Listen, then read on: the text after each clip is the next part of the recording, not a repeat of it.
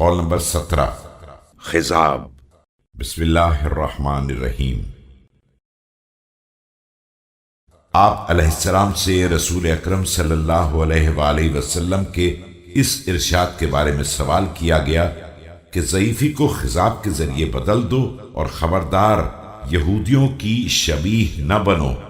When asked to explain the saying of the Messenger of Allah, that banish your old age by hair dye, and do not acquire resemblance to the Jews.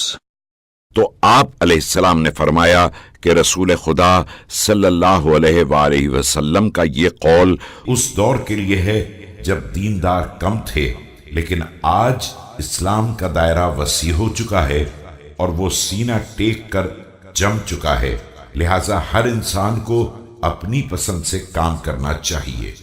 The Prophet, peace be upon him and his progeny, said this at a time when the religion was confined to a few, but now that its expanse has widened and it is firmly settled, everyone is free in his action.